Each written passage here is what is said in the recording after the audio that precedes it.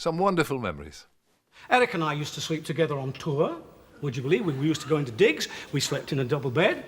There was only one trouble. He used to snore. He used to keep me awake all night. But I cured him. Yeah. Yes, one night before he went to sleep, I gave him a big kiss, and he never took his eyes off me all night.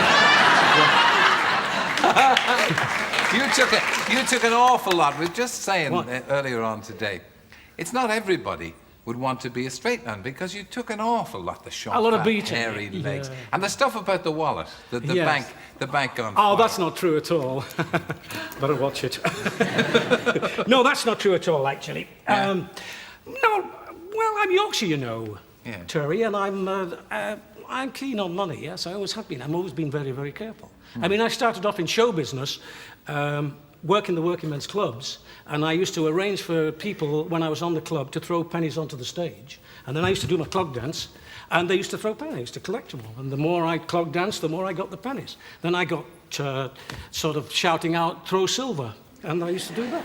That's how. And I used to take that money home, and I used to stand it in the corner of the pantry, all the pennies. There was a big stack of them. You must come round to my place, I'll show them to you. Now, you're 26 years of Morecambe and Wise, really at maximum popularity. I know you had a long time when nobody wanted to know. Oh, absolutely, like the other day. No, 47 right now, you're like now. Like 47 years we were together, but we had success, I think, when we went with the Morecambe and Wise show on ATV originally for Lord Grade, and then we moved to the BBC. And, what changed it? Because it used to be just a stand-up act with you banging back and forth, like Abbott and Costello, who I know you used to. We followed Abbott and Costello, we followed Laurel and Hardy. What made you go into the longer pieces, you know, where you would say, look, there's a good part in this song for you, and he'd stand around waiting to sing it, and you'd sing the whole song? Well, a lot of that influence was a lot to do with the writers. There was Sid and Dick, Hills and Green, who I used to call Sick and Did. Yeah.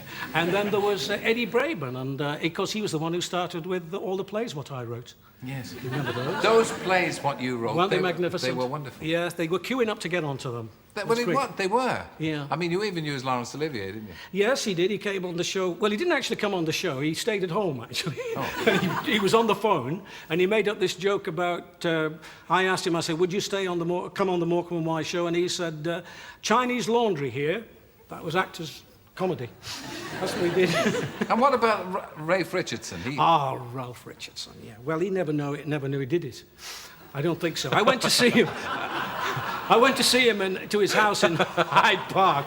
And he said, hello, you know, and he towers way up there. And I was down here. And I said, Mr. Richardson, would you like to come on our show? I'll write a play for you. And he said, couldn't you get somebody like Harold Pinter to write something for us, a comedy sketch or something, about our school days? And I said, well, no. I mean, I write the plays. I don't want anybody else coming in. I don't know this Harold Pinter, you know. So he came on the show, and... he had all these remarks, you know, my little fat friend, and make the tea urn and things like that. And he didn't know what they meant. His wife had to explain it to him. And afterwards, Ian Ogilvy said to him, did you enjoy appearing on the show, Sir Ralph? And he said, no. He said, I felt like a cat that had been left out on the roof all night. Because he got Eric and I at him, you know, like this. We were going hammer But all the stars, though, the really big stars we did. Yeah. Old Beatles, Penelope Keith. Andre Previn. Andre Preview. Andre Preview. You gave him a hard time. Well, you gave them all a hard time. Well, he gave us a hard time, really. What happened was we were going to do this number with the piano. You remember the famous one.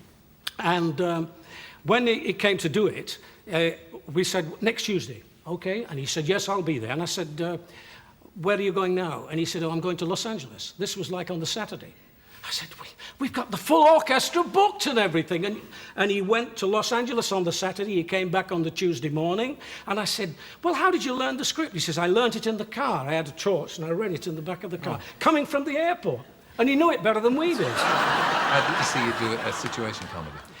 Yet it would be nice, wouldn't it, if we could get it? I mean, Eric and I tried to do situation comedies through the years, but we never did. I mean, we tried to lengthen the shows. We used to make those film bits and things like that, and we used to do the sketches, the flat sketches. We tried to extend those, but we never could actually do a complete half hour because somehow we couldn't find anybody to write us a complete logical half hour, like those wonderful Fools and Horses. But I still think you should you should try and do it. What, me? Yeah, because I think you're a very good actor.